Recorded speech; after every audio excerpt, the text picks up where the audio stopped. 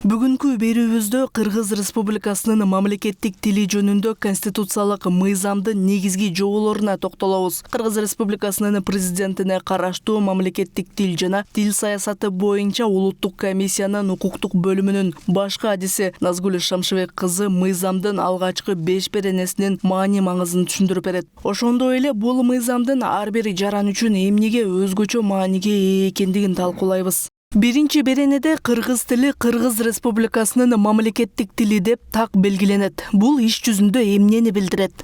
Саламатсыздарбы? Бул мыйзамдын биринчи беренеси Кыргыз Республикасында кыргыз тили мамлекеттик тил деген макамды белгилейт. Бул эмнени түшүндүрөт? Бул Кыргыз Республикасында бардык маданиятта, башкаруу бийлигинде, ошондой эле коомдук чөйрөдө, сотто бул мамлекеттик тили колдонулушу керек, мамлекеттик тилде иш жүргүзүлүшү керек дегенди билдирет. Ошондой эле кээ бир учурларда мамлекеттик тил менен катар расмий тил, орус тили дагы колдонулушу мүмкүн. Бул мамлекеттик тилди кайсы чөйрөдө болбосун колдонууда мамлекеттик тилдин, башкача айтканда кыргыз тилинин орфографиялык жана грамматикалык эрежелери дагы сөзсүз түрдө сакталышы керек. Кыргызстанда мамлекеттик тил менен катар орус тили расмий тил катары колдонулат. Бул кандайча иштейт? Расмий тили Кыргыз Республикасынын расмий тили бул орус тил. Бул Кыргыз Республикасынын конституциясында белгиленет. Ага ылайык биздин Кыргыз Республикасынын конституциялык мамлекеттик тили жөнүндөгү конституциялык мыйзамда дагы орус тили расмий тил экени белгиленип өтөт. Бул эмнени түшүндүрөт? Бул мамлекеттик тил менен катар расмий тили дагы колдонулушу мүмкүн дегенди билдирет. Бул биздин мыйзамда кийинки беренелерде кездешет. Расмий тил кайсы учурда сөзсүз түрдө колдонулат, а кайсы учурда колдонулушу мүмкүн деген ченемдер кийинки беренелерде айтылат. Мисалга азыр ага чейин айта кетсек, Кыргыз Республикасында бардык ченемдик укуктук актылар сөзсүз түрдө мамлекеттик жана расмий тилде жарыяланат жана кол коюлат. Андан башка мисалы банктардын документтери, иш кагаздары, келишимдери бир учурда мамлекеттик тилде сөзсүз түрдө белгиленет, жазылат, расмий тилде дагы кайталанып берилиши мүмкүн деген ченемдер бар. Бул ченемдерди ар бир беренеде, кийинки беренелерде тактап айтып өтсө болот. Ошондой эле Кыргыз Республикасында башка этностордун тилдери дагы алар өздөрү тарабынан колдонууга, өнүктүрүүгө этностордун укуктары бар. Башка тилди.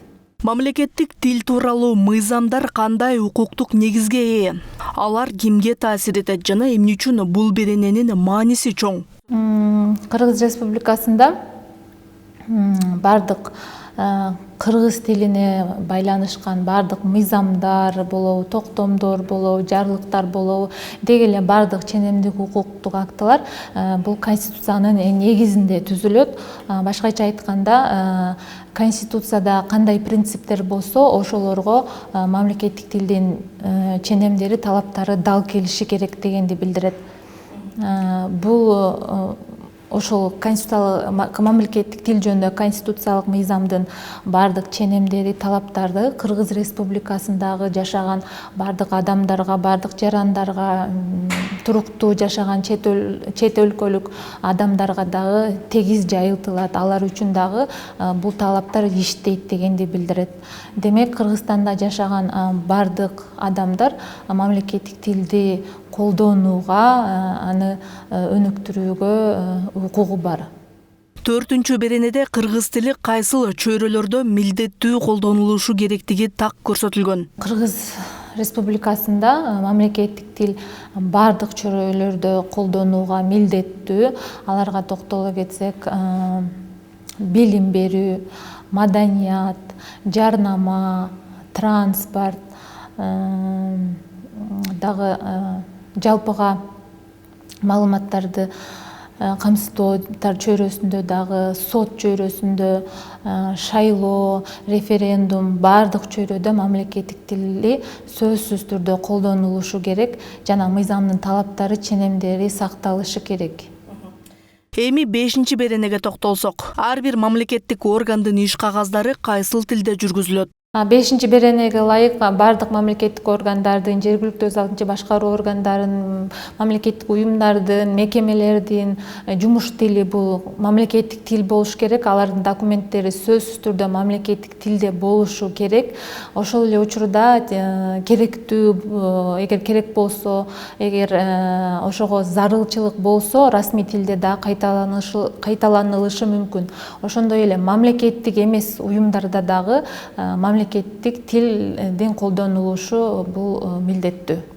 Бүгүн биз мамлекеттик тил жөнүндө конституциялык мыйзамдын алгачкы 5 беренеси менен тааныштык. Кыргыз тили жөн гана символ эмес, бул өлкөнү бириктирүүчү курал. Кийинки чыгарылышта 6-10 беренелерге токтолуп, кыргыз тилинин билим берүүдө, илим чөйрөсүндө жана иш кагаздарын жүргүзүүдө кандайча колдонулары тууралуу сөз кылабыз. Тилибизди сактаганыбыз, элибизди сактаганыбыз.